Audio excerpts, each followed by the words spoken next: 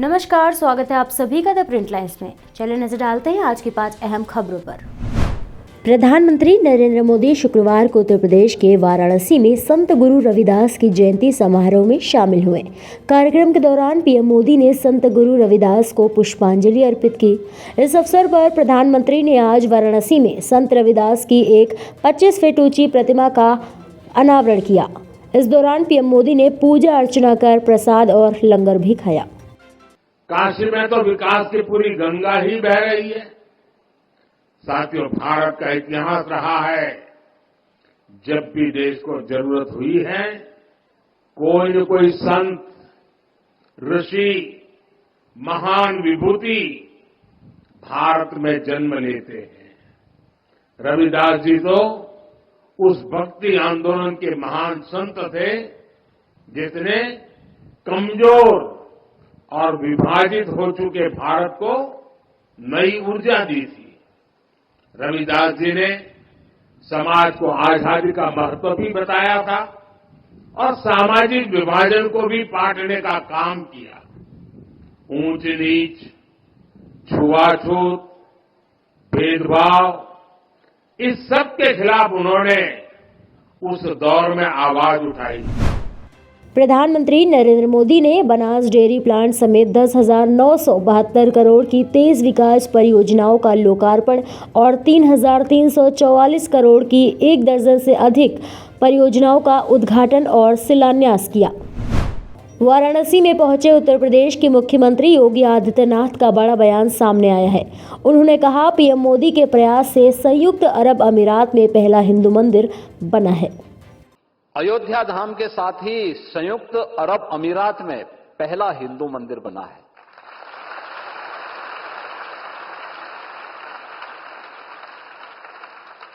अभी गत सप्ताह ही आदरणीय प्रधानमंत्री जी उस मंदिर, उन्हीं की प्रेरणा से वो मंदिर बना है, उन्हीं के प्रयास से बना है और उसका भी लोकार्पण करके काशी में पधारे हैं। काशी तो मंदिरों का ही शहर है। अब काशी की आभा वैश्विक मंच पर किस रूप में सांस्कृतिक रूप से बुलंद हो रही है। संयुक्त अरब अमीरात में अबू धाबी में बना हुआ मंदिर भी इसका एक नया उदाहरण है। इसलिए भी मैं आप सबकी ओर से, प्रदेशवासियों की ओर से उनका अभिनंदन और आभार व्यक्त करता हूं। हरियाणा के मुख्यमंत्री मनोहर लाल खट्टर ने वित्त मंत्री के तौर पर अपने दूसरे कार्यकाल का अंतिम बजट पेश कर दिया है। सीएम मनोहर लाल खट्टर ने 1.89 लाख करोड़ रुपए का बजट पेश किया है। यह पिछले बजट से 11% अधिक है।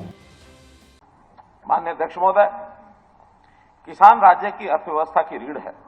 हमारे किसानों की कड़ी मेहनत और परिश्रम के कारण हरियाणा राष्ट्रीय खाद्य सुरक्षा सुनिश्चित करने में प्रमुख योगदान करता है।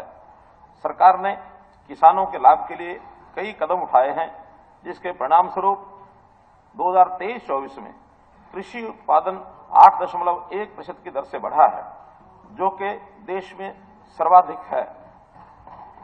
बीज, उर्वरक, बिजली जैसे इनपुट पर सब्सिडी और विभिन्न योजनाओं के तहत उत्पादन के लिए डीबीटी के माध्यम से सहायता प्रदान की जा रही है। मेरी फसल मेरा ब्यौरा के डिजिटल प्लेटफॉर्म को राज्य के किसानों द्वारा व्यापक रूप से अपनाया गया है। मुझे ये बताते हुए खुशी हो रही है कि मेरी फसल मेरा ब्यौरा हर सीजन में लगभग 10 लाख किसान अपनी फसल का विवरण उपलब्ध कराते हैं, जिससे सरकार को बाजार हस्तक्षेप के लिए रणनीति बनाने के लिए उपयोगी जानकारी मिलती है। हरियाणा के किसानों को उनकी उपज के लिए सुरक्षित कवच प्रदान किया गया है, चाहे वह खरीद के रूप में हो, मूल्य समर्थन के रूप में हो या फसल क्षति के मुआवजे के रूप में हो।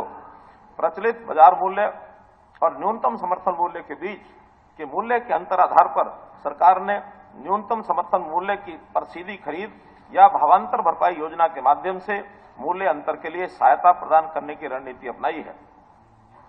पिछले 3 वर्षों में सरकार ने न्यूनतम समर्थन मूल्य यानी एमएसपी पर 14 फसलों की खरीद की है और इसका भुगतान सीधे किसानों के खाते में किया है। सरकार ने खरीफ और रबी सीजन में 2023 में 29,876 करोड़ रुपए का भुगतान सीधे किसानों के खाते में जमा किया है। भावांतर सहायता की 178 करोड़ रुपए की राशि सीधे किसानों के खातों में डाली गई है। सरकार राज्य के सभी किसानों को आश्वस्त करना चाहती है केवल उनके योगदान को समझती है और हर समय उनके साथ खड़ी रहेगी। सरकार ने प्राकृतिक आपदा से फसलें नष्ट होने पर किसानों को अपने दावे दर्ज करवाने में सक्षम बनाने के लिए ई क्षतिपूर्ति के रूप में एक डिजिटल प्लेटफॉर्म उपलब्ध करवाया है। इससे सरकार किसानों को सीधे सहायता प्रदान करने में सक्षम हुई है, जबकि पूर्व में ये सहायता भूस्वामियों को दी जाती थी। ई क्षतिपूर्ति से शीघ्रता से सत्यापन होता है और दावे भी जल्दी मिलते हैं। वित्त वर्ष 2023-24 में मुआवजे के रूप में अब तक 297 करोड़ रुपए की राशि सीधे किसानों के खातों में जमा कराई जाती है। रेल मंत्री अश्विनी वैष्णव ने 23 फरवरी को मुंबई पहुंचकर विक्रोली में चल रहे बुलेट ट्रेन रेलवे प्रोजेक्ट के निर्माण का निरीक्षण किया। इसके साथ ही रेल मंत्री ने परियोजना को लेकर पूरी जानकारी भी शेयर की है। इस चैलेंजिंग काम में प्रधानमंत्री श्री नरेंद्र मोदी जी ने जिस तरह से देश को एक आत्मविश्वास दिया है, जिस तरह से नए काम को, चैलेंजिंग काम को लेकर उसे सक्सेसफुल करने की जो प्रेरणा दी है, वो ये प्रोजेक्ट उसकी मिसाल है। ये करीब 21 किलोमीटर की टोटल टनल है। इसमें से करीब 7 किलोमीटर समुद्र के नीचे रहेगी। जो डीपेस्ट पॉइंट है वो करीब 56 मीटर नीचे है और टनल बहुत ही चौड़ी टनल है। 13 मीटर 13.9 मीटर मतलब करीब 40 फुट के आसपास चौड़ी टनल है, जिसमें 2 लाइन रहेगी, एक लाइन अप और एक लाइन डाउन। 2 लाइन पे इसके अंदर हाई स्पीड रेल चलेगी। टनल के अंदर भी 300 किलोमीटर की स्पीड से 320 किलोमीटर की स्पीड से गाड़ी चलेगी। सर कब तक पूरा हो जाएगा सर? ये काम स्टार्ट हुआ है। देखिए, इस काम में श्री उद्धव ठाकरे जी की जब तक महाराष्ट्र में सरकार थी तब तक उन्होंने कोई परमिशन नहीं दी। जैसे ही सरकार बदली, श्री एकनाथ शिंदे जी ने और श्री देवेंद्र भाई फडणवीस जी ने जब महाराष्ट्र की कमान संभाली, तुरंत 10 दिन के अंदर अंदर परमिशन दी और उसके तुरंत बाद में सारे काम चालू हुए, कंप्लीट, और अब फिजिकल कंस्ट्रक्शन चालू हो गया है। बहुत जल्दी ये भी तेजी से आगे बढ़ेगा। इसको स्पीड अप करने के लिए कुछ इनोवेशंस किए गए हैं। जैसे नॉर्मली क्या होता है, जब भी टनल बनाते हैं एक साइड से टीबीएम डालते हैं ताकि वो जब तक टनल बोरिंग मशीन होती है टीबीएम, और वो फिर दूसरी डायरेक्शन से दूसरे एंड से निकलती है। इसमें कोशिश की है कि काम को स्पीड अप करने के लिए 4 जगह से काम एक साथ पैरेलल में स्टार्ट हुआ है।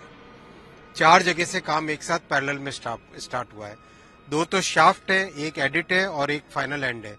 तो इस तरह से करके 4 जगह से काम स्टार्ट होने के कारण काम बहुत तेजी से आगे बढ़ेगा। सर, क्या इसकी वजह से कॉस्ट एस्केलेशन हुआ है? क्योंकि पिछली सरकार ने नहीं, देखिए, ऐसा है कि देश का ये पहला हाई स्पीड कॉरिडोर प्रोजेक्ट है।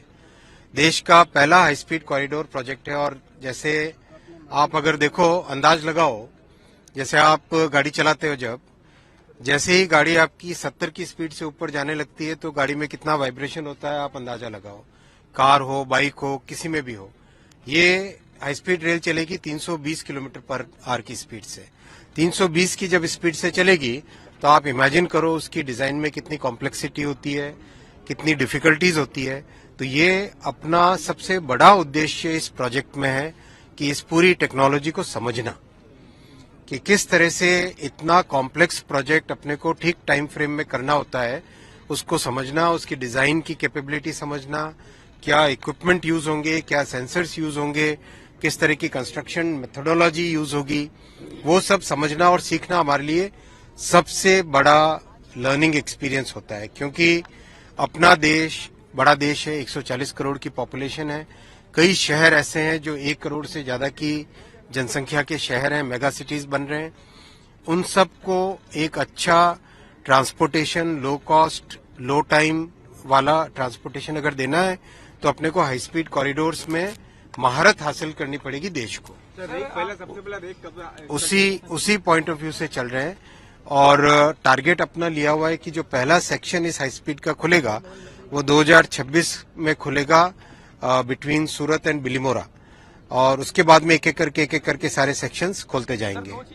कब तक शुरू होने की संभावना है और सुरक्षा के लिहाज से क्या कुछ इंतजाम हुए? खासतौर पे हमने देखा बीते दिनों रेल हादसे हुए, खासतौर पे सुरक्षा के महत्व से मौजूद है।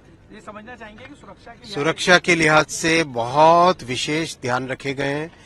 आप जानते हो कि जो शिंकानसेन सिस्टम इसमें लग रहा है हाई स्पीड रेल में, शिंकानसेन सिस्टम वर्ल्ड का सबसे सेफेस्ट सिस्टम है और इसके जो करीब करीब इसका एक्सपीरियंस 1969 से अब तक का एक्सपीरियंस है, यानी करीब 50 साल का एक्सपीरियंस है इस पूरे सिस्टम का।